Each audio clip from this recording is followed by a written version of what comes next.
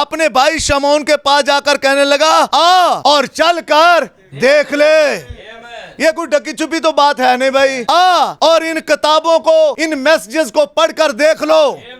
बपतिस्मा खुदावंद यीशु मसीह के नाम का है, अलकाब का नहीं है। बपतिस्मा खुदावंद यीशु मसीह के नाम का। आओ और बाइबल को पढ़कर देख लो। कोई गैर ईमानदार किसी तंजीमी सनद का हामिल हो सकता है, लेकिन इससे वो खुदा का भेजा हुआ शख्स नहीं बन सकता।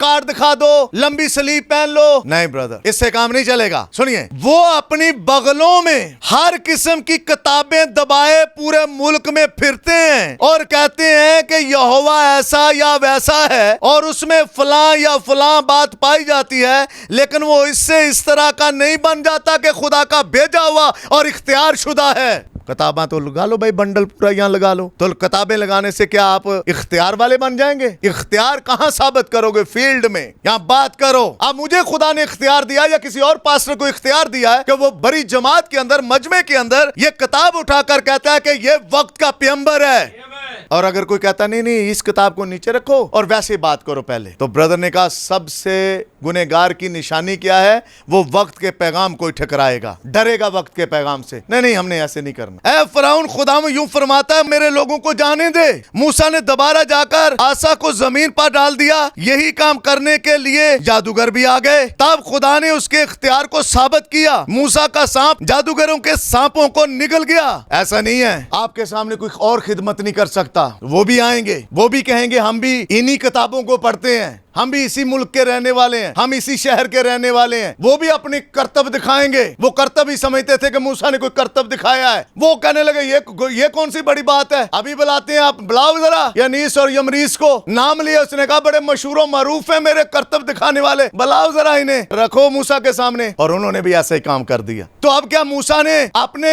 आसा की तरफ नजर रखने की बजाय क्या उसने उन जादूगरों के गिरेबान पकड़ लिया? नहीं ब्रदर, उसने ऐसा काम नहीं किया कि उसने कहा हो तुसी झूठे आदमी हो, तुसी ये काम नहीं कर सकते, आप तो जादूगर हैं, आप ऐसे आप वैसे। नहीं, उसने अपने इख्तियार पर ही नजर रखी। फिर उसकी लाठी से जो सांप बन गया था, उसने उनके सांपों को खाना शुरू कर दिया। क्या आपने कभी सोचा कि वो सांप कहां गए? उन लाठियों का क्या हुआ? वो एक लाठी के अंदर ही आ गई थी, समझे? मूसा का सांप उन्हें खा गया था क्योंकि ये एक सबूत था, मिट गया काम। सोचते होंगे बादशाह सलामत चंगी भलियां साड़ियां को लाठियां सी, साडे सामने ऐसा बंदा आ गया और मैं तो टुरदा सा चंगा भला अपनी लाठी का सहारा लेके, ते वो भी गई लाठी। जब आपके पास ब्रदर इख्तियार है, आप बैसाखी को छीन लोगे। बैसाखियां फिर काम नहीं देंगी। बैसाखियां गई तो फिर बेचारों का मुंह बन गया होगा, कहता होगा फिरौन की तरफ देखते होंगे, ओह क्या हो गया भाई, आगे इख्तियार वाला खड़ा है, उसके पास इख्तियार है। 40 साल खुदा ने उसे रगड़ा है, पॉलिश किया है। ऐसे मूसा नहीं आ गया। मूसा को खुदा ने जलती झाड़ी का तजर्बा दिया।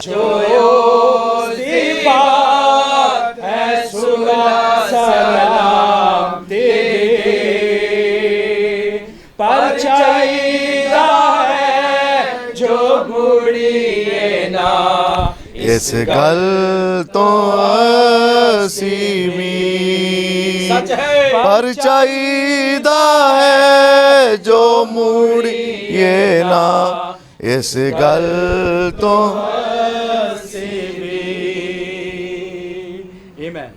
कादर मुतले खुदा आसमानी बाप, तेरा शुक्र, तेरी तारीफ, तेरी तमजीद करते हैं। तू जोर हमारा है मेरे खुदा, छुपने की जगह पनागा सिपर और डाल है। तेरी तारीफ़, तेरी तमजीद करता हूँ खुदावंद आज शाम के लिए। खुदावंद तेरे बेटे के लिए बरकत चाहता हूँ जिसने तेरे खादमों के लिए अपने गेट को खोला है।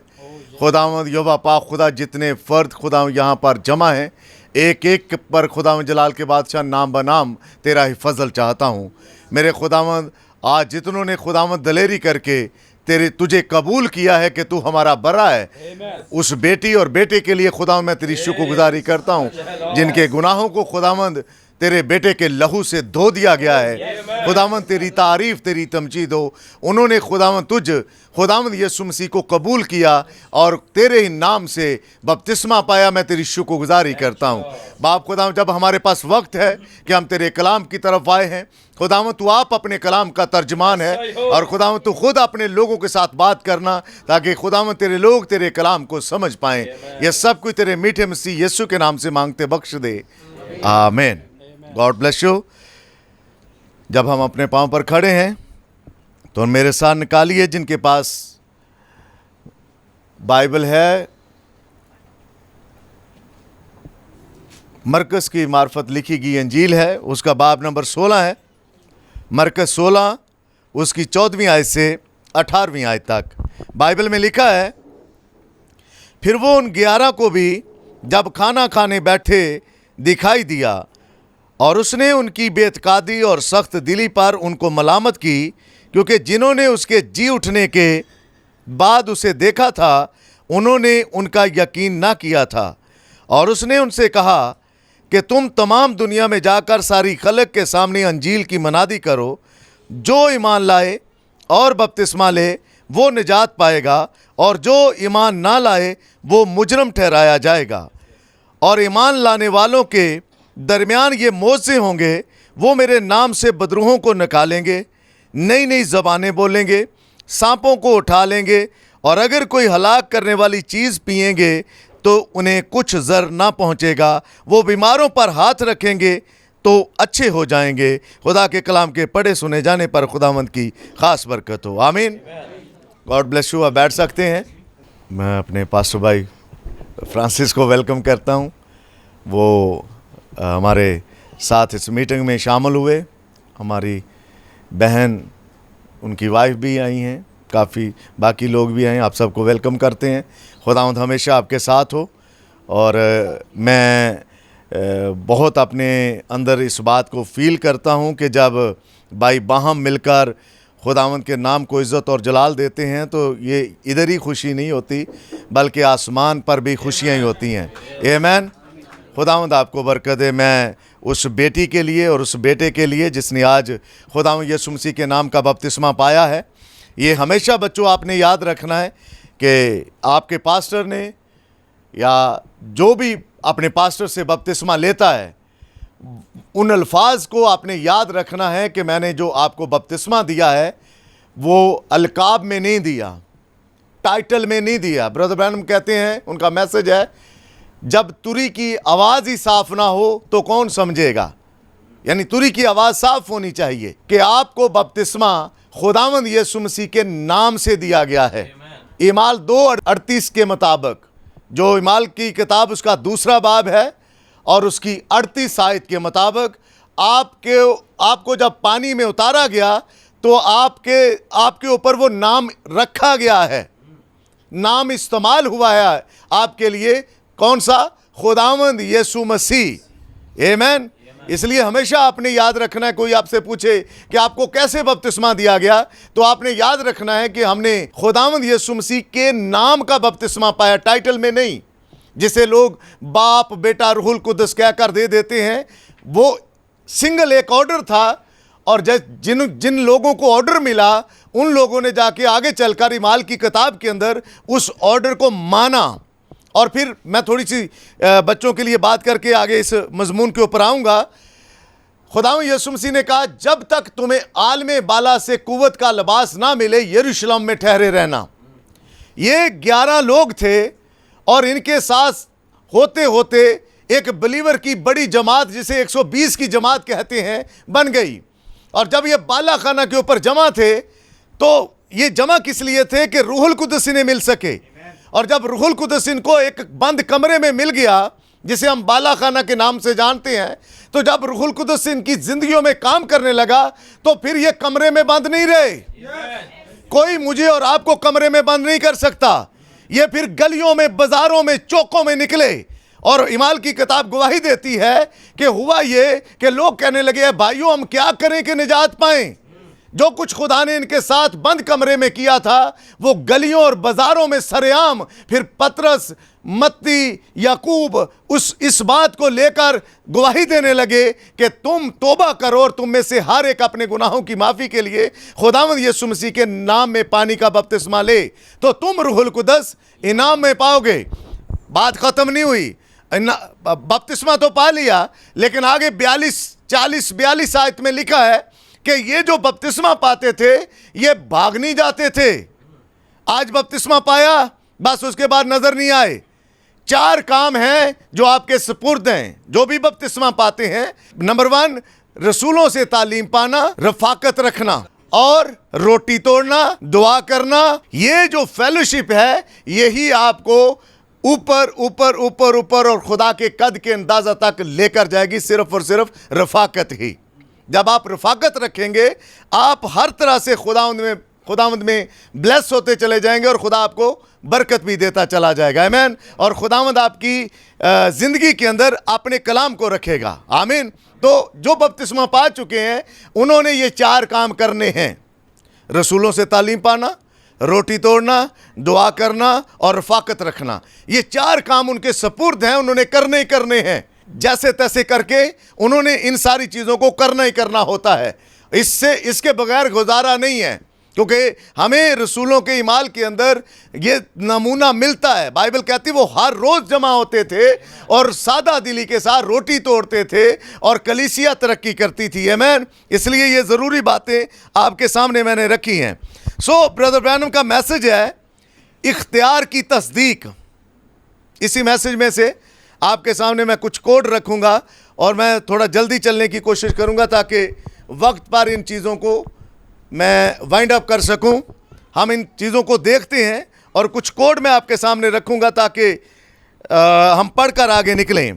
ब्रदर ब्रैनम कहते हैं, सुनिए ज़रा, बड़ी दिलचस्प बातें हैं, मैं यहाँ से स्टार्ट लेना चाहता हूँ। भाई ब्रैनम कहते हैं कि 6 साल हुए कि मैंने एंजलिस टेम्पल में एक छोटा सा पैगाम दिया था जब वो पेंटिकॉस्टल जुबली मना रहे थे। और मुझे याद है कि पहली रात मैंने पाकीज़गी पर पैगाम दिया, जिस पर मैं ईमान रखता हूँ। और मैं किसी कदर गर्चे में ऐसा इरादा नहीं रखता था, लोगों को काटता रहा कि लोग किस तरह हकीकी पेंटिकोस्ट से दूर हट गए हैं।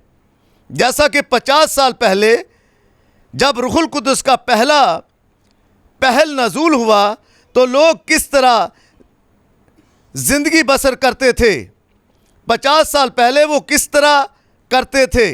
मैंने कहा था हमने बहुत सफ़र कर लिया, तब से लेकर हमने बड़ी बड़ी तंजीमें बनाई, बड़ी उम्दा इमारतें, आला पॉलिश मनाद तैयार कर लिए। फिर मैंने कहा था मैं फ़िक्रमंद हूँ कि आया अब भी हमारे पास वही पेंटिकॉस्टल बरकत है। मैंने कहा, समझे, मैंने कहा जब हम अपनी बहनों को गिरजाघर लाते थे तो वो छोटे बाल रखने या नामनासब लिबास पहनने में शर्म महसूस करती थी, लेकिन अब उन्होंने रुकावटी सलाखों को गिरा दिया है।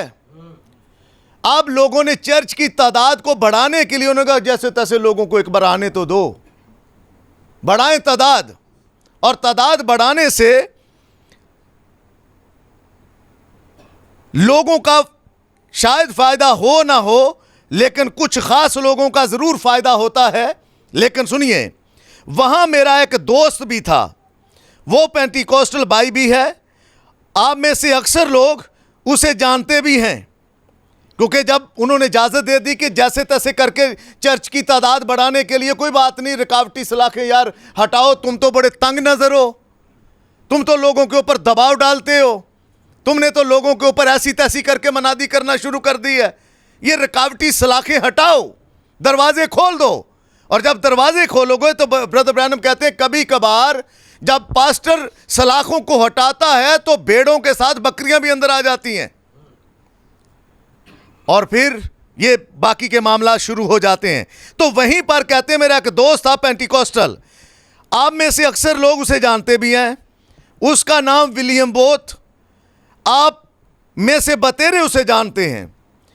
भाई बोथ मेरा बचपन का दोस्त है, लेकिन बस तालीमी नुक्ता पर हमारा बाहम इत्तेफाक नहीं है। दोस्ती है लेकिन कुछ ऐसी डॉक्ट्राइन को लेकर ब्रदर ब्रैनम कहते हैं तालीमी वजूहात की वजह से मेरी और उसकी बनती नहीं है, लेकिन दोस्ती नहीं टूटी, दोस्ती अपनी जगह पर है, पर तालीम को लेकर थोड़ा फ़र्क है, क्योंकि वो किसी दूसरे नज़रिए का हामी है। मुझसे हटकर सोचता है, मैं उसके नजरिए से हटकर सोचता हूं और ना मैं उसके नजरिए के साथ चल सकता हूं। जब तक वो बाइबल के अंदर नहीं है नजरिया, मैं उसके नजरिए के साथ नहीं चल सकता।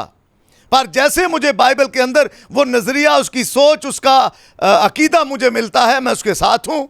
लेकिन अगर नजरिया और सोच, अकीदा बाइबल में नहीं है, मैं उसके साथ नहीं हूं। लेकिन जब ये इससे बाहर हो जाए तो ये मेरी सोच से बाहर हो जाता है, मैं इस पर मजीद नहीं सोच सकता। फिर कहते हैं, मैंने उसे प्लेटफॉर्म पर देखा, और जब हम प्लेटफॉर्म से उतरकर बाहर मिले तो बाहर मिलने के बाद मेरी तरफ देखकर कहता, जैसे कहते हैं ना, रियान लफ्ज लिखा हुआ है, ब्रदर कहते चोच चोच चोच, ऐसे कर देते ना हम। ये क्यों करते हैं कि बड़े अफसोस वाली बात, ओहो, ऐसा लिखा हुआ है, कर देते हैं हम बात। ब्रदर कहते क्यों? और नबी को क्या कहते हैं? तुम्हें शर्म आनी चाहिए। ये कितना शरीयत पसंदाना पैगाम था।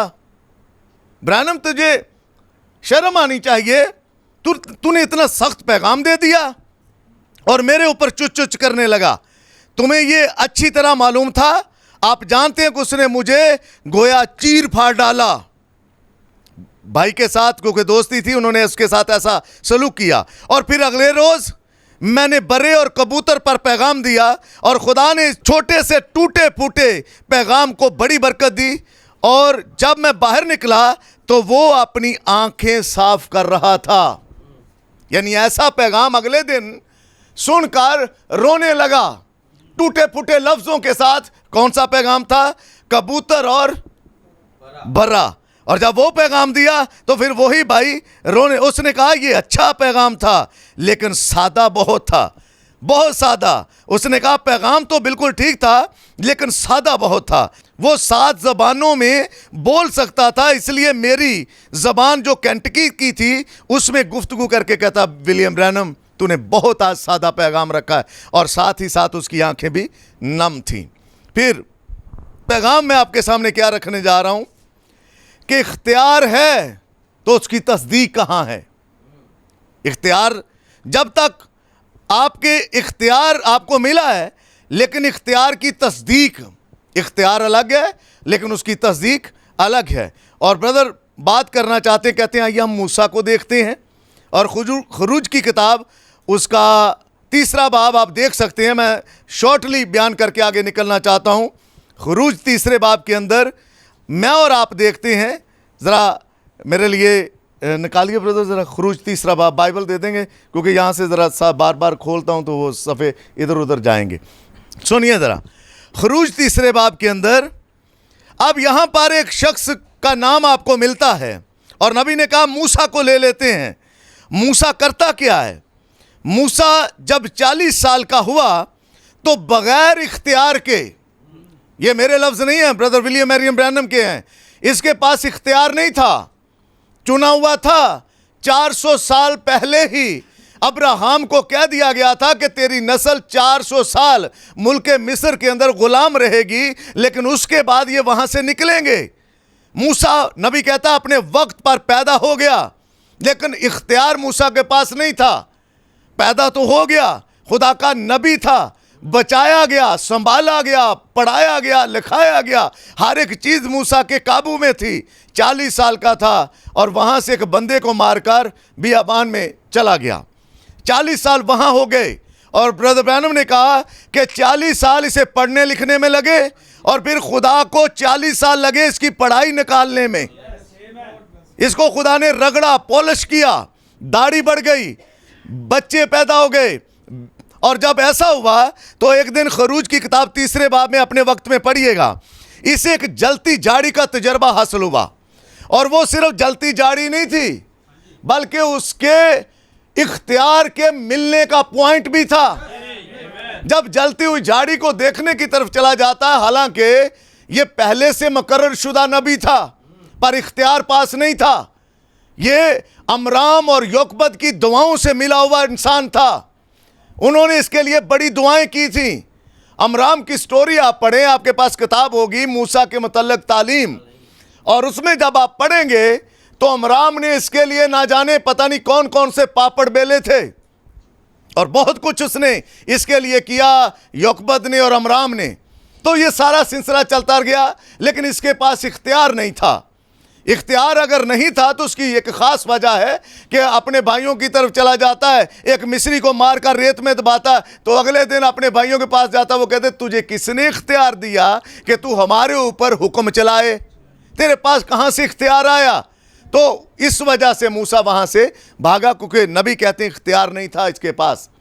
फिर जब जलती झाड़ी का तजर्बा हुआ, वहाँ से इख्तियार इसे मिलता है और खुदा इसे इख्तियार देता है और कहता है मैं कैसे वहाँ पर चला जाऊँगा। मैं कोड आपके सामने रखता हूँ और कोड पढ़ के बुनियाद रख के फिर मैं थोड़ा आगे निकलूँगा। कोड नंबर 139 है इस किताब के अंदर, 139 कोड के अंदर लिखा गया है इसी के बारे में, मूसा के बारे में। मैं हूबहू वही लफ्ज़ रखना चाहता हूँ जो ब्रदर ने इस्तेमाल किए। कहते हैं आइए मूसा की मिसाल लेते हैं। मूसा की ज़िंदगी में बलाहट थी, ये ठीक है, लेकिन वो अभी भेजा ना गया था। बलाहट तो थी इसके पास 400 साल पहले ही, चुना हुआ था, लेकिन अभी भेजा नहीं गया था। उसने समझा कि वो भेजा गया है। क्यों मूसा को ये समझ आई कि मैं भेजा गया हूं? क्यों मूसा ने ये काम कर दिया कि एक मिस्री को मारा और उसके भाई उसके खिलाफ हो गए? और देखें उसे कैसी नाकामी हुई। लेकिन जब खुदा ने जलती झाड़ी में से उसे भेजा, जब वो फ़िरौन की सेमिनरी में था, तो वो अपनी सनद के साथ बाहर आया। उसने काम ना दिया, खुदा ने उसकी पहचान पेश ना की। देखें उसने बाहर निकलकर बगैर किसी इख्तियार के एक आदमी को मार डाला और उसे मिस्र से निकल भागना पड़ा। और अब वो इख्तियार के साथ गया तो उसने मिस्रियों की सारी फौज को डुबो दिया। पहले जब मिस्र के अंदर था, फ़िरौन का बेटा ही कहलाता था, लेकिन वहां से भाग निकला क्योंकि भेजा नहीं गया था। आज कभी कभार हो सकता मैं जल्दी कर जाऊं, जब तक मैं भेजा नहीं गया, जब तक खुदावंद यीशु मसीह के शागिर्द भेजे नहीं गए, वो कैसे मनादी कर सकते थे? वो मनादी नहीं कर सकते थे। आज मैं और आप देखें, जिनको खुदा भेजता है उनकी मनादी के अंदर असर भी है। मनादी तो खुदा के कलाम की कर रहे हैं, लेकिन खुदा जब भेजता है तो खुदा अपने कलाम के पीछे खड़ा होता है। वो सपोर्ट करता है अपने भेजे हुए को। कैसे सपोर्ट करता है? उसे इख्तियार देता है, ले बीमारों पर हाथ रख, बीमार अच्छे हो जाएंगे। कोई बीमारी तेरे सामने खड़ी नहीं रह सकेगी। मैं ब्रैनम तुझे भेजता हूं, कैंसर तक तेरे सामने खड़ा नहीं होगा। मुर्दे तक तेरी मनादी के अंदर, तेरी खिदमत के अंदर जिंदा तू कर देगा। जिसको खुदा भेजता है फिर खुदा उसके पीछे खड़ा भी होता है। अगली लाइन में कहते हैं लेकिन उससे किसी ने कुछ ना पूछा। ये है फर्क। एक टाइम था, एक बंदा मारा 302 नबी कहते हैं लग जाती है, पर एक वक्त आया जब भेजा गया, पूरी फौज डुबो देता है पानी के अंदर, कोई नहीं पूछता। फिर यह है फर्क भेजे जाने में और अपनी मर्जी से चले जाने में। एक आदमी को कत्ल करके उसे फरार होना पड़ा, और उस वक्त वो कितनी बुरी सूरत हाल में था, क्योंकि उसने ये काम बगैर इख्तियार के किया था। लेकिन वो इख्तियार के साथ वहां गया तो मिस्र की सारी फौज को डबो डाला। इससे खुदा के नाम को जलाल मिले।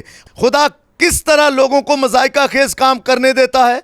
वो मोजेज़ और आला शख्स कॉलेज की तमाम तालीमी डिग्रियों के साथ वहाँ से निकल आया, और 80 साल की उम्र में उसे इसका ख्याल तक न था। लेकिन अगली सुबह वो मिस्र की तरफ रवाना हो गया, और साथ उसकी बीवी एक गधे पर सवार थी, जबकि उसका नन्हा बेटा पीछे बैठा था। मूसा की लंबी दाढ़ी उड़ रही थी, और अब मूसा को तो अपने हेयर स्टाइल का और अपनी दाढ़ी को बनाने का, अपनी शेप करने का कोई फिक्र नहीं है। लेकिन 40 साल पहले मूसा एक पप्पू लड़का बनकर मिस्र की गलियों में चलता था।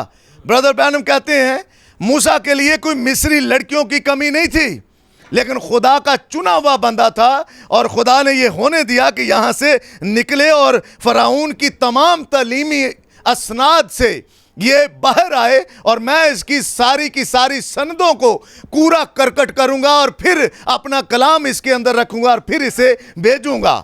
अब ये एक बंदा मारकर यहाँ से निकल रहा है, मैं इसके इख्तियार के सबब से जो मैंने इसे दिया है, मैं उसके सबब से पूरी मिस्र की फौज को डुबो डालूंगा। ये खुदावंद का प्लान था। और सुनिए आगे, दाढ़ी उड़ रही थी, एक टेढ़ा मेढ़ा आसा उसके हाथ में था। मूसा तुम कहाँ जा रहे हो? मैं कौम को आज़ाद कराने मिस्र को जा रहा हूं। ये तन्हा आदमी का हमला था, वन मैन आर्मी था, ये था अकेला, लेकिन पूरी आर्मी, पूरे आसमानी लश्कर मूसा के साथ थे, क्योंकि अब इख्तियार पा चुका है। आमीन। अब इख्तियार इसको दे दिया गया। आप जानते हैं खुदा ने कहा तेरे हाथ में क्या? कहता लाठी। खुदा कहता नीचे फेंक, सांप बन जाती है। खुदा कहता इसे उठा ले, वो फिर लाठी बन जाती है। अपने हाथ को कोट के अंदर रख, बाहर निकाल, हाथ कोड़ी हो जाता है, कोट ज़दा हो जाता है। फिर खुदा कहता है इसको फिर दोबारा वहां रख और फिर हाथ बहाल हो जाता है। ये इख्तियार है। और अब की बार इख्तियार पाकर आता है तो कोई मूसा के सामने खड़ा नहीं हो सकता। ये तन्हा आदमी का हमला था और बात यह है कि उसने ये कर लिया। ये सच है। ये इस तरह है जैसे कोई तन्हा शख्स पूरे रूस को फतह करने चल निकले। कोई रूस की तरफ देख सकता है? किसी का ये किसी के वहमो गुमान में भी नहीं है, ठीक है। पर मूसा उस वक्त सुपर पावर था मिस्र। कोई नहीं कोई उनके बारे में ऐसा सोच भी नहीं सकता था कि हम मिस्र को ऐसा कर देंगे। फ़िरौन अपने वक्त का बहुत तगड़ा बादशाह था, बड़ी अच्छी भली तगड़ी आर्मी थी, लेकिन खुदा अपने बंदे को खड़ा करके वन मैन आर्मी के तौर पर भेजता। ये क्या था? जब वो आला ओहदे का अफसर था, मिस्र में फ़िरौन के बाद सबसे बड़ा ऑफिसर मूसा ही था, लेकिन उसे मिस्र से भागना पड़ा क्योंकि उसे बनी इस्राएल को आज़ाद कराने का कोई इख्तियार नहीं था। मेरे ब्रदर, हो सकता है एक वक्त आप एक ऐसी आर्मी में थे, मैं इस लफ्ज़ को चेंज करना चाहता हूं, हो सकता है आप एक बहुत बड़े चर्च में हो, लेकिन खुदा आपको वहां से क्यों निकालता है? ताकि आपको इख्तियार बख्शे। और जब आप इख्तियार के साथ खड़े हो जाओगे, खुदा आपको ब्लेस करेगा। इसलिए उसने कहा जहां तेरे पांव का तलवा टिकेगा वो जगह तेरी हो जाएगी। अब इख्तियार है उसके पास, लेकिन बिना इख्तियार के कुछ नहीं है ब्रदर। वो एक और मिसाल देते हैं, मैं आगे चलकर पढ़ूंगा इसको आपके सामने, लेकिन यहां कोड मुकम्मल कर लूं।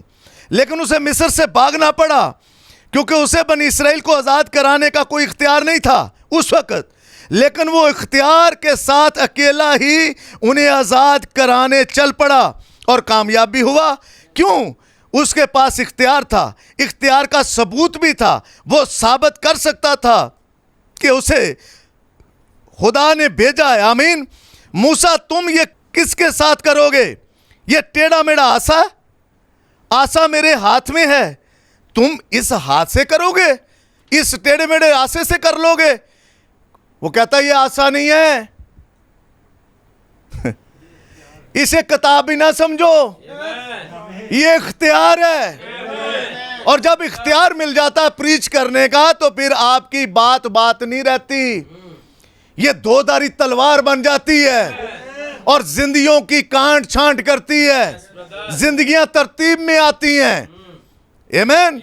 ये नबी बताना चाह रहे हैं। और फिर कहते हैं खुदा ने उनके सामने दिखाने के लिए मुझे 2 निशान दिए। ये बात है, उसने मुझे ये काम करने को भेजा। उसने कहा था ये निशान जाहिर होंगे, मैं जाऊंगा तो इसे फ़िरौन के सामने डाल देना और देखना कि क्या होता है। यह सांप बन जाएगी लाठी। ऐ फ़िरौन, खुदा में यूं फरमाता है मेरे लोगों को जाने दे। ये 3 बाब से काम स्टार्ट होता है। और मेरे लोगों को तू जाने दे। मूसा ने दोबारा जाकर आसा को जमीन पर डाल दिया। यही काम करने के लिए जादूगर भी आ गए। तब खुदा ने उसके इख्तियार को साबित किया। मूसा का सांप जादूगरों के सांपों को निगल गया। ऐसा नहीं है आपके सामने कोई और खिदमत नहीं कर सकता, वो भी आएंगे।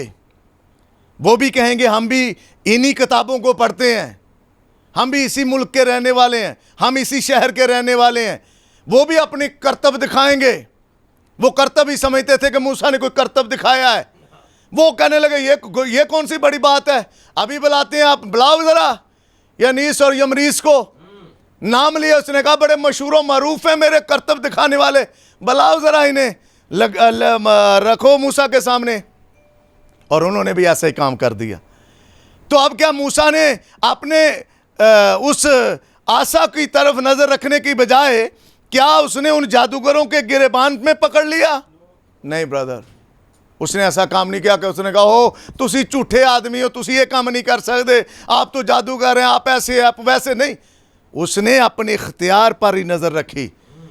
फिर उसकी लाठी से जो सांप बन गया था, उसने उनके सांपों को खाना शुरू कर दिया। और खुदा ने कहा मूसा दोबारा अपने उस जो लाठी है जो सांप बन गया उसे पकड़ ले। मूसा ने दोबारा जाकर उस लाठी को पकड़ लिया। क्या आपने कभी सोचा कि वो सांप कहां गए? उन लाठियों का क्या हुआ? वो एक लाठी के अंदर ही आ गई थी, समझे? मूसा का सांप उन्हें खा गया था क्योंकि ये एक सबूत था। मिट गया काम। कहते ले आने सोचते होंगे बादशाह सलामत चंगी भलियां साड़ियां को लाठियां सी, साढ़े सामने ऐसा बंदा आ गया और मैं तो टुरदा सा चंगा भला अपनी लाठी का सहारा लैके, तो वो भी गई लाठी। जब आपके पास ब्रदर इख्तियार है, आप बैसाखी को छीन लोगे। बैसाखियां फिर काम नहीं देंगी। बैसाखियां गई तो फिर बेचारों का मुंह बन गया होगा, कहता होगा फिर उनकी तरफ देखते होंगे, ओह क्या हो गया भाई, आगे इख्तियार वाला खड़ा है, उसके पास इख्तियार है। 40 साल खुदा ने उसे रगड़ा है, पॉलिश किया है। ऐसे मूसा नहीं आ गया। मूसा को खुदा ने जलती झाड़ी का तजर्बा दिया। आमीन। थोड़ा आगे निकलते हैं। आप देखें, क्योंकि उसके पास इख्तियार का सबूत था, खुदा उसके साथ था और निशानात और अजायब दिखा रहा था। अगर बलाए फितरत खुदा किसी आदमी को इख्तियार दे तो उस इख्तियार के साथ खुदा की फितरत कुदरत, जो फितरी कुदरत है, वो काम करेगी उस बंदे के साथ। वो कुछ नहीं जो आपने PhD, LLD, algebra, double MA, double degree, दूसरी चीज़ों में पढ़ा हो, आपकी उम्दा ग्रामर, फन्ने तकरीर, बड़ा माहिर आदमी है, तकरीर बड़ी अच्छी है इसकी जनाब, जब खड़ा हो जाता महफिल जमा देता है। ब्रदर बैनम कहते हैं, खुदा कहता है वहां पर काम नहीं आने वाली। आपकी उम्दा ग्रामर और फन्ने तकरीर की तस्दीक हो जाती है जब आप बछड़े की सी आवाज निकालते हुए आमीन कहते हैं। इन अल्फाज के इस्तेमाल की माफ़ी चाहता हूँ, लेकिन जब आपके पास रूहुल कुद्दस के दिए हुए खुदा के इख्तियार का सबूत होगा तो फिर ईमान लाने वालों के दरमियान ये मोज़े होंगे। अगर मैं और आप बलीवर हैं तो बलीवर के दरमियान मोज़ात होंगे। पहली कलीसिया के बीच में मोज़ात हुए, आज भी जो ईमान रखते हैं उनके बीच में मोज़ात होंगे। और फिर मैं आपके सामने रखना चाहूँगा खुरूज की किताब के उन हवालों को, कैसे जलती झाड़ी का तजर्बा दिया। और जब जलती झाड़ी का तजर्बा देकर खुदा थोड़ा आगे आता है और मूसा भी थोड़ा सफ़र कर लेता है तो खुदा उसे इख्तियार देकर भेजता है। और क्या कहता है, और जब ये सारा काम होता है, स्टार्ट ही अभी हो रहा होता है, तो खुदा ने कहा मैं तेरे साथ खड़ा हूँ। कहता मुझे तो बोलना नहीं आता। खुदा कहता तेरे मुंह को बनाने वाला कौन है? मैं हूं। तू जा, तेरा भाई तेरा तर्जुमा करेगा, तू इस बात की फिक्र ना कर और निकल यहां से और जाकर मेरे लोगों का रोना चलाना मेरे तक पहुंचा है। अब मेरे लोगों को भी अकल आ गई है और वो भी मुझे ढूंढ रहे हैं और कह रहे हैं कि खुदावंद हमारे साथ नरमी से पेश आ, तंग आ चुके हैं उस गुलामी से, और अब तू मेरे लोगों के पास चला जा और उनको वहां से निकाल। और क्या करता है जी, सुनिए ज़रा। लाठी लेकर आता है, बीवी उसके साथ है और बगैर खतना के ही अपने बच्चों को मिस्र में दाखिल करना चाहता है, लेकिन सफूरा वहाँ तेज़ी करती है और अपने बच्चे को बचाने की गरज से उसका खतना कर देती है। आमीन। और फिर मैं और आप देखते हैं कि जब ये काम शुरू होता है तो वहाँ पर मिस्र पर आफतें आना स्टार्ट होती हैं। ये जाता जाकर कहता है, सुन फ़िरौन, खुदावंद इब्रानियों का खुदा कहता है कि मेरे लोगों को यहाँ से जाने दे। खुदा फ़िरौन कहता है, कौन इब्रानियों का खुदा? मैं तो तुझे ज़रूर जाने दूंगा। खुदा कहता, अच्छा, इसके पास इख्तियार है।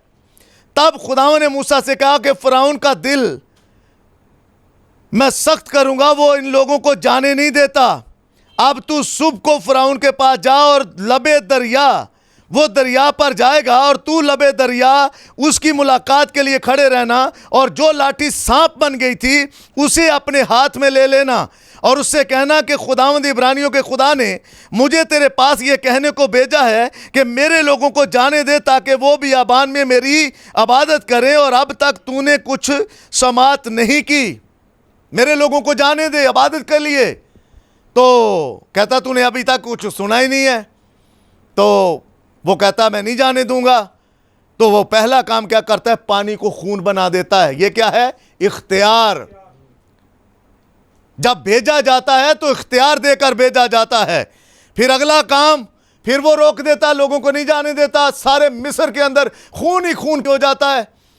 फिर वो नहीं जाने देता। फिर उसे बुलाता है, मूसा यार ये पानी, लाल लाल पानी तो ख़त्म कर, मैं जाने दूंगा तेरे लोगों को। अच्छा ठीक है जी, इख्तियार दे दिया, पानी साफ हो गया। फिर नहीं जाने देता। मूसा अब की बार मेंढक लेकर आ जाता है। ये बार बार मूसा ऐसा क्यों कर देता है? क्योंकि मूसा के पास इख्तियार है। बाइबल कहती है कि खुदा ने मूसा से यह बात कही थी कि मैंने तुझे इनके लिए गोया खुदा ठहरा रखा है, जो तू कहेगा वही होगा।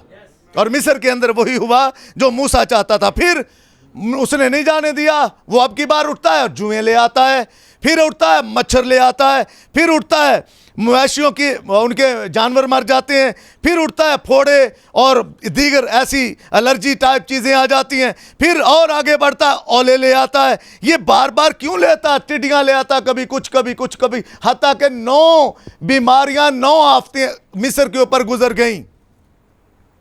आमीन। किस लिए? इस्राएल को तैयार कर रहा था 10वीं आफत में से मेरी कौम बच जाए। और 10वीं कौन थी? पहलौठों की मौत। 9 आफतें भेजकर खुदा उसे सिखा रहा है, इस्राएल मैंने तुझे संभाला है, अब की बार जो आएगी 10वीं वो पहलौठों की मौत है। एक हेड ऑफ द फैमिली को उठना पड़ेगा, एक बर्रे का चुनाव करना पड़ेगा, उसे ज़बह करना पड़ेगा, उसके लहू को लेकर अपने बाहर गेट के कोनों के ऊपर, यानी दोनों बाजुओं के ऊपर की चौखट के ऊपर उसे निशान लगाना पड़ेगा। और मौत का फरिश्ता जब मिस्र को विजिट करेगा वो अंदर झांकेगा नहीं, वो बाहर गेट को देखेगा। गेट के ऊपर क्या निशान पड़ा हुआ है? लहू है, लहू ही निशान था। और लहू को देकर फरिश्ता मौत का क्रॉस कर जाएगा वो घर। आमीन। मैं और आप जानते हैं, लेकिन मैं यहां पर इसे रोक कर थोड़ा आगे निकलना चाहता हूं। फिर ब्रदर ब्रैनम कहते हैं थोड़ा एलिया को देख लेते हैं। एलिया के पास इख्तियार था, इख्तियार के साथ आया था। और कोड आपके सामने रखना चाहता हूं। ये 9 हफ्तों में से गुजार कर खुदा अपने बेटे का साबित शुदा बताता है कि ये मेरा नबी है, मैंने इसे भेजा है, जो ये कहता है वही होगा। फिर वो एलिया को लेते हैं, कहते हैं एलिया भेजा हुआ शख्स था, मैं तसव्वुर में उसे उस सुबह देख सकता हूं। मैं सलातीन में आप अपने वक्त में पढ़िएगा, मैं उसे तसव्वुर में देख सकता हूं। और एजिबल चंद चक्कर लगा चुकी थी, लेकिन उस दिन वो शख्स चला आ रहा था, वो बूढ़ा गंजे सर वाला शख्स जिसकी दाढ़ी लटक रही थी और उस शुभ सामरिया के रास्ते पर चला आ रहा था। उसकी आंखें आसमान की तरफ लगी थी और उसके चेहरे पर मुस्कुराहट थी और उसकी लाठी सड़क की सतह से टकरा रही थी। लेकिन मेरे भाई उसके पास था, खुदावंद यूं फरमाता, और कोई तंजीम वाला मैसेज नहीं था उसके पास कि मेरा बिशप है कह रहा है जे भाई आ सुनो आ बिशप ने दिते मैनू लिफाफे इधरों लैके इधर तक वंड दिते इन्हां च तुसीं अपनी मर्जी ना नहीं बल्कि बिशप साहब की मर्जी ना पाने। बिशप साहब होरां ने आ मेला रखा उत्थे जाना अगले महीने तो ज़रूरी है। इस करके आपने इस लिफाफे को भरना है। उसके पास ये पैगाम नहीं था। ब्रदर कहते हैं उसके पास खुदावंद यूं फरमाता है, वो सीधा बादशाह के सामने खड़ा हुआ और बोला आसमान से शबनम का कतरा भी नहीं पड़ेगा। कैसे इतने पुरवसूख होकर ये बात कर देता है, क्योंकि भेजा हुआ है और इख्तियार उसके पास है। आसमान बंद कर देता है। फिर जब तक मैं ना कहूं, ये क्या था? उसके पास इख्तियार था। क्या उससे अगले रोज बारिश हुई? जी नहीं, उसके पास उसका सबूत था। समझे?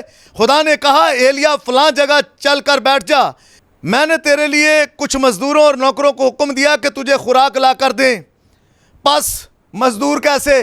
2 पारसी मजदूर आंदे बेचारे अपनी चोंजे चोड़ आंदे सी ओदे लिए खुराक उड़दे उड़दे आंदे सी, कहंदे पादरी एलिया ये तेरे लिए खुदा ने हमें मुकर्रर कर रखा, ये ले अपनी खुराक और खा।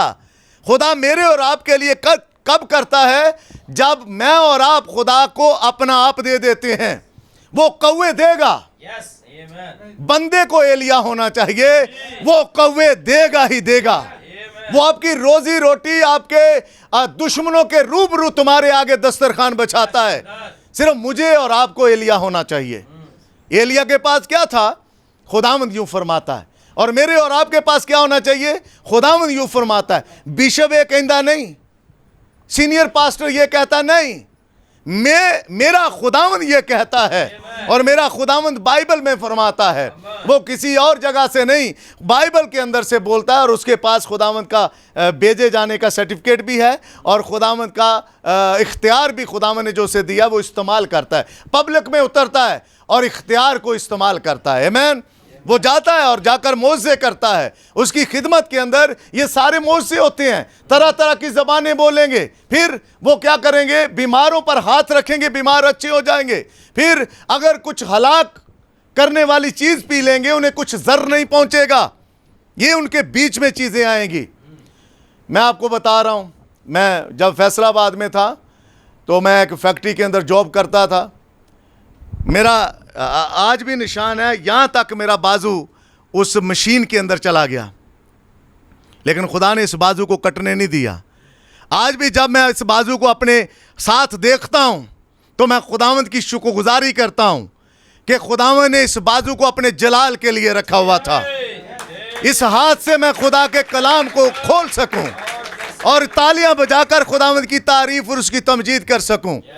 मैं जब कभी इधर उधर जाता हूँ, मैं कल अपने मेरे चर्च के बच्चे बैठे हुए थे, नौजवान इतनी एज के, मैंने कहा मैं जाता हूँ डॉक्टर्स के पास या हॉस्पिटल में या किसी और जगह पर विजिट करता हूँ, लोगों के बच्चे इतने अब नॉर्मल किस्म के पैदा होते हैं, उनके पास रुपया पैसा बहुत है, लेकिन बच्चे अब नॉर्मल हैं। वो सेहत के लिए मारे मारे फिरते हैं, कभी कुछ कभी कुछ कभी कुछ। मेरी ये गवाही है, आज तक मैंने सादा पैनाडोल भी नहीं ली, इतनी एज हो चुकी है। कभी खुदा ने ऐसा वो वक्त आने नहीं दिया। और मैं उनको कहता हूं कभी अपने सिरी पाए सलामत रखने के लिए खुदावंद की शुक्रगुजारी की।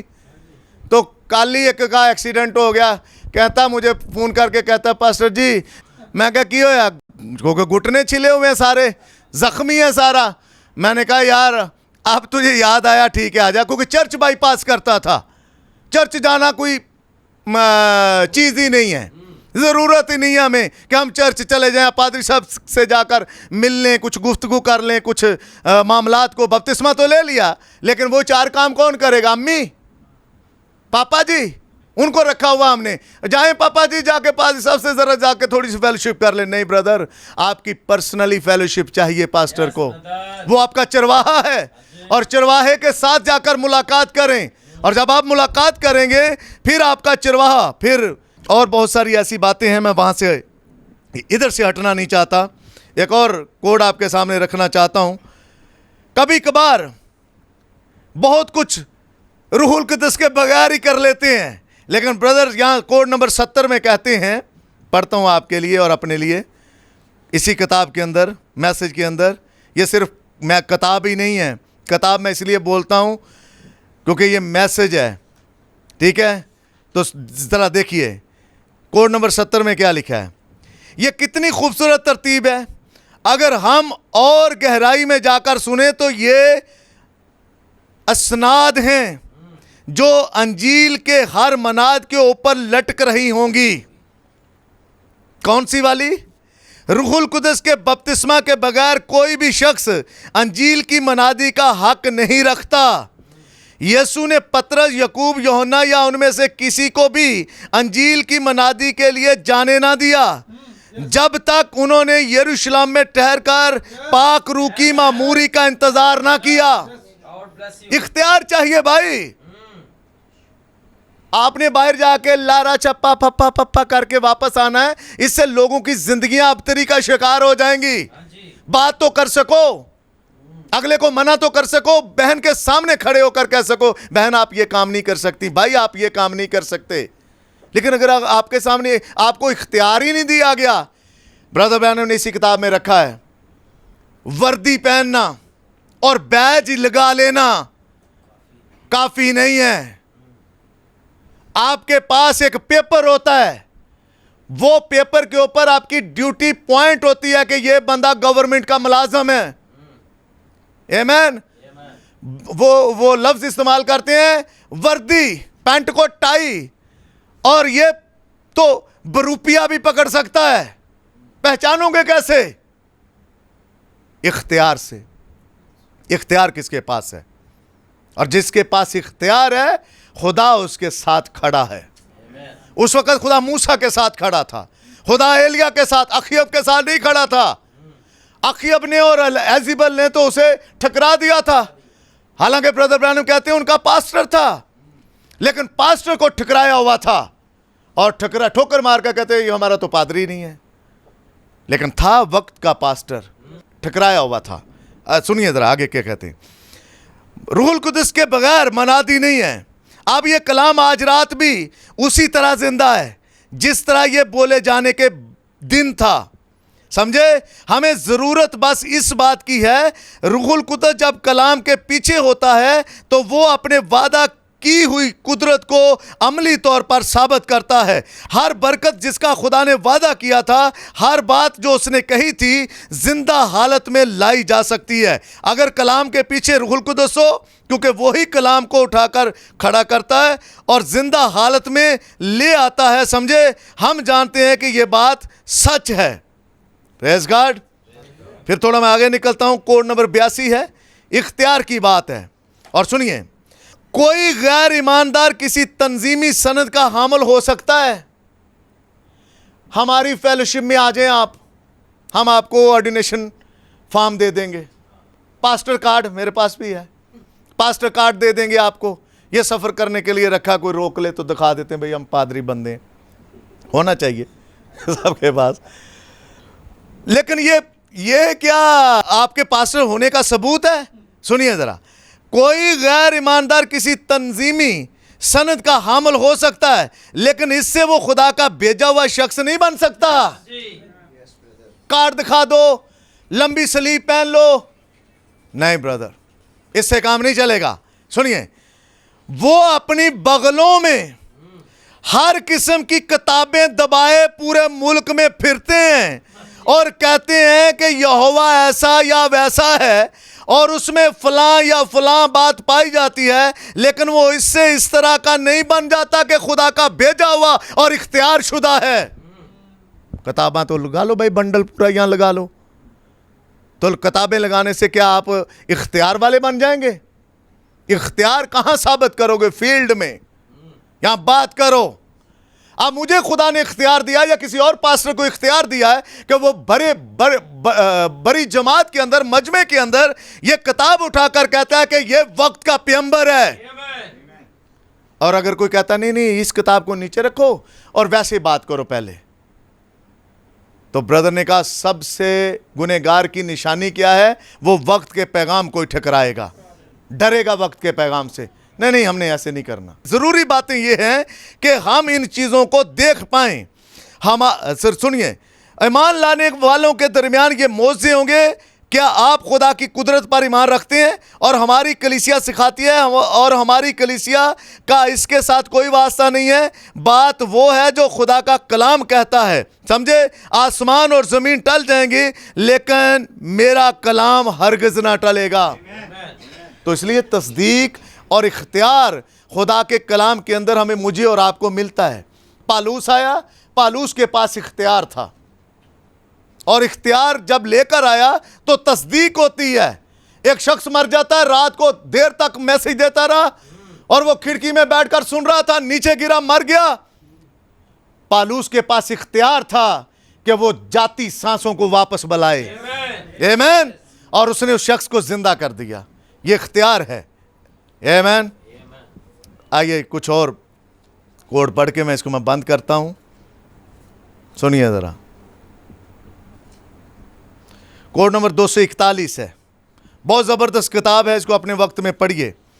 241 कोड है, और यहाँ पर इख्तियार की तस्दीक और इख्तियार, इसके बारे में बहुत कुछ लिखा गया है। और पढ़िए अपने वक्त में इस किताब को। कहते हैं, हम एक यहूदी की मिसाल लेंगे। वो अपनों के पास आया और उसके अपनों ने उसे कबूल ना किया। उसके पास आने वाले सबसे पहले अशखास, जो यीशु मसीह के पास सबसे पहले बंदा आया, वो कौन था? बाइबल बताती है। और नबी ने कहा वो इंद्रियास और फिलिप्पस थे। यही दो बंदे थे जो सबसे पहले यीशु मसीह के पास आए। इंद्रियास यीशु मसीह का शागिर्द नहीं था, यह पहले यूहन्ना का शागिर्द था, आमीन। और सबसे पहले यही दो अशखास यीशु मसीह के पास आए। मैं नहीं जानता कि जब वो यीशु के पीछे चले तो उस रात उस घर में उनकी क्या गुफ्तगू हुई, लेकिन अगले रोज इंद्रियास इस कदर मुकम्मल तौर पर मुतमिन हो चुका था। रात कुछ ना कुछ तो रफाकत में बात यीशु मसीह ने उसके साथ की होगी, कोई ना कोई तो बात चली होगी। इतना यीशु मसीह के साथ चला, और खुदा ने इसे चर्च के मामलात संभालने की जिम्मेदारी दे दी। ये कोई आम बंदा नहीं था।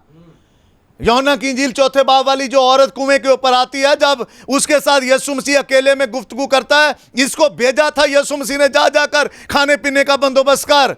इतना ये अहम शख्स था, ये इतना अहम शख्स है। सबसे पहले इंद्रियास और फिलिप्पस थे जो उसके पास आए। कुछ ना कुछ तो इसकी रात उसके साथ गुफ्तगू हुई, लेकिन अगले रोज इंद्रियास इस कदर मुकम्मल तौर पर मुतमिन हो चुका था कि वो मसीह है, आमीन। उसने उसे कुछ दिखाया था। क्यों? क्योंकि बाप से इख्तियार पाकर आया था, आमीन। ऐसे नहीं यीशु मसीह आया था कि वो सीधा अपने भाई शमौन के पास जाकर कहने लगा, आ और चल कर देख ले। ये कोई ढकी छुपी तो बात है नहीं भाई। आ और इन किताबों को, इन मैसेजेस को पढ़कर देख लो। बपतिस्मा खुदा यीशु मसीह के नाम का है, अलकाब का नहीं है। बपतिस्मा खुदा यीशु मसीह के नाम का। आओ और बाइबल को पढ़कर देख लो। Praise God. थोड़ा आगे निकलते हैं। सुनिए, मैं तसव्वुर में देख सकता हूं, पतरस ने कहा, इंद्रियास तुम्हें कुछ बताना चाहता हूं मैं, सुन ले मेरी बात। वो कहता होगा, हाँ जी पाजी दसो। तुम जानते हो कि हमारा बुजुर्ग बाप एक अच्छा फरीसी था, और मुझे याद है कि एक दिन उसने कश्ती के पहलू में बैठे हुए मुझसे कहा था, ए शमौन, तुम्हारा बाप मसीह को देखने का उम्मीदवार था, और इससे पहले कि मसीह आए बहुत सी बातें वकूዕ में आएंगी, कई किस्म के निज़ाम पैदा होंगे। और ऐसा ही हुआ, बहुत से लोग आए और हजारों लोगों की पेशरवी की, लेकिन फना हो गए। लेकिन मैं तुम्हें एक बात जता देना चाहता हूं, शमौन के हमें कलाम के साथ खड़े रहना है। बाइबल बताती है कि हमारे लिए मुकर्रर करदा खुदा के बंदा मूसा ने कहा था कि खुदावंद हमारा खुदा मसीह को बर्पा करेगा और वो मूसा की तरह का नबी होगा। इसलिए शमौन, अगर तुम उसे अपनी ज़िंदगी में देखो, मैं तो बहुत बूढ़ा हो गया हूं और उसे अपनी ज़िंदगी में ना देख सकूंगा, लेकिन अगर तुम उसे देखो तो याद रखो वो नबी के रूप में खुदा होगा, आमीन। वो नबी के रूम में खुदा ही होगा। इसलिए ये बात शमौन को याद आई अपने बाप की। उसने कहा ठीक है इंद्रियास, मैं उससे मिलने जाऊंगा। यूं ही वो खुदा यीशु की हजूरी में आया। उसने कहा तेरा नाम शमून है, तेरे बाप का नाम यूना था। ब्रदर जरा निकालेंगे, मेरी मदद करें, यूहन्ना की इंजील आखिरी बाब। यहां पर क्या क्या यीशु मसीह कह रहे हैं कि यूहन्ना की इंजील 21वां बाब, यहां कह रहे हैं कि तेरा नाम शामून है और तेरे बाप का नाम क्या है? यूना है। Praise God. अब यीशु मसीह दिलों और गुर्दों को जांचने वाला है, ऐसे नहीं क्योंकि इख्तियार उसके पास है। Praise the Lord. वो एक तो भेजा गया है और फिर इख्तियार पाकर आया है। इख्तियार उसके पास है, इसलिए वो अपने खादमों को जब भेजता है तो इख्तियार भी देता है बात करने का कि लो और बात करो। क्यों? क्योंकि मैं तुम्हारे साथ खड़ा हूं, मैं तुम्हारे पास खड़ा हूं। निकालिए जरा, मुझे देना जरा। हाँ, यूहन्ना की इंजील 21वां बाब, जिनके पास बाइबलें हैं वो जरा निकालिए। एक बात आपके सामने मुझे याद आ गई, मैं निकलना चाहता हूं आगे इसको पढ़कर। जरा उसकी 15वीं आयत से। और जब खाना खा चुके, देख रहे हैं आप अपनी बाइबल में, सुनिए जरा। और जब खाना खा चुके तो यीशु ने शमौन पतरस से कहा है, शमौन यूना के बेटे। कैसे लिखा है बाइबल में? क्यों बच्चों, ऐसा ही लिखा है? नहीं बेटे, ऐसा नहीं लिखा। क्या लिखा? गौर से पढ़ो। क्या लिखा बेटा लिशबा, रोशनी बेटा, क्या लिखा है 15वीं आयत में? और जब खाना खा चुके तो यीशु ने शमौन पतरस से कहा, ऐ शमौन यूहन्ना के बेटे। किसके बेटे? यहां क्यों यूहन्ना का कह दिया? वहां यूना का कहा है, लेकिन यहां यूहन्ना का क्यों कहा है? फिर आगे चलिए थोड़ा, पढ़े जरा उसकी 16वीं आयत। मैं पढ़ता हूं। उसने दोबारा उससे फिर कहा, ऐ शमौन यूना के बेटे। यूना का यहां क्या लिखा है? यूहन्ना लिखा। आपके पास बाइबल है बच्चे, क्यों घबरा रहे हो? आपके पास बाइबल है, मेरे पास भी बाइबल है। मैं जानबूझकर यूना कह रहा हूं, लिखा यूहन्ना है। तो क्या फर्क है? इंग्लिश बाइबल निकालो, कोई फर्क नहीं है। लोग छोटी छोटी चीजों के ऊपर आपको कभी फंसाएंगे, कभी इधर की बात इधर, इधर की इधर घुमा फिरा कर आपको लटकाना चाहेंगे। मैं आपको कहता हूं, वक्त दो बाइबल को। जब आप वक्त दोगे बाइबल को, आपको पता चलेगा ये बातें क्यों कर हैं। ये क्यों है? क्योंकि अबलीस नंगा होने से शर्मसार होता है। पढ़िए उस आयत को। यहां यूना है तो इंग्लिश बाइबल पढ़ेंगे तो वहां पर भी यूना है, लेकिन तर्जमे में यहां पर यूहन्ना रख दिया गया है। फिर आप पढ़ेंगे तो फिर यूहन्ना ही है। ये 3-4 दफा उसे शमौन, इंग्लिश बाइबल में देखेंगे तो यीशु मसीह यूना ही उसे कह रहे हैं। आइए उस बात पर वापस आते हैं। एक छोटा सा नुक्ता था जो मैं आपके सामने रखना चाहता, मुझे याद आ गया कि ये बात पॉइंट मैं आपके सामने रखूं। 243 नंबर कोड है। क्या कहा? यूं ही वो खुदावंद यीशु की हजूरी में आया। उसने कहा तेरा नाम शामून है, तेरे बाप का नाम यूना था। साबित हो गया उसे बादशाही की कुंजियां दी गईं। यह मसीह का निशान था। एक और कट्टर यहूदी ने कहा, एक मिनट ठहरो, अगर मसीह आ चुका तो उसे आसमान के दरीचों से आना चाहिए था। यह तुम क्या कह रहे हो कि मसीह आ गया और आसमान से आना चाहिए था? उसे हमारी अजीम उल शान हैकल में आना चाहिए था जो हमने तामीर कर रखी है। यहां दूसरे लोगों का ईमान है कि वो हैकल में नाजिल होगा, वो यहीं पर आएगा और यहीं पर नाजिल होगा और फरिश्ते अपने पर फड़फड़ा रहे होंगे। वो कहेंगे कि ये मसीह है, ये मसीह है, ये मसीह है। ये वाकया इस तरह से होगा। मैं फिलिप्पस को यूं कहते सुन सकता हूं, जरा ठहरो, तुम कलाम के मुताबिक नहीं कह रहे। तुम कहते हो इंद्रियास मसीह है, पतरस तुम कहते हो मसीह में मिल गया, लेकिन जरा देखो कलाम के साथ उसका मुवाजना करें। कलाम के साथ खड़े रहो। मसीह ने क्या, मूसा ने क्या कहा था कि मसीह क्या होगा? यह कि खुदावंद तुम्हारा खुदा एक नबी को बर्पा करेगा। क्या तुम्हें शामून नामी उमर सीधा शख्स याद है जो यहां हुआ करता था? वो आगे एक और बात कहते उसी यूना की बात करते हैं। फिर वो कहते हैं जब ये पास गया फिलिप्पस तो नतनिएल ये जाकर उससे बात करता है, उसको लेकर आता है। तो जब नतनिएल आता है तो यीशु मसीह क्या कहता है उसके बारे में कि ये हकीकी इस्राएल है, इसमें मकर नहीं है। तो कहता तू मुझे कब से जानता? कहता तू जब उस दरख्त के पास से गुजर रहा था। तो खुदावंद यीशु मसीह, इख्तियार उसके पास है भाई, इख्तियार और उसकी तस्दीक। ये चीज़ें जब मैं और आप अपनी खिदमत के अंदर और अपने उन खिदमत के उन पहलू के अंदर देखते होते हुए, तो फिर क्यों कर हमें और घुटनों के बल आ जाना चाहिए। खुदावंद हम तेरे शुक्रगुजार हैं कि तू हमारे साथ खिदमत में काम कर रहा है, तू मुझे यूज़ कर रहा है, तू मुझे इस्तेमाल कर रहा है। एक और हवाला देखेंगे यूहन्ना की इंजील, और इसके ऊपर बहुत सारे ऐसे कोड हैं जो ब्रदर ब्रैनम ने पेश किए हैं, लेकिन अपने वक्त में इसको पढ़िएगा। यूहन्ना की इंजील 14वां बाब उसकी 12वीं आयत, यीशु मसीह ने कहा 14वें बाब की 12वीं आयत, देखिए ज़रा, लिखा है,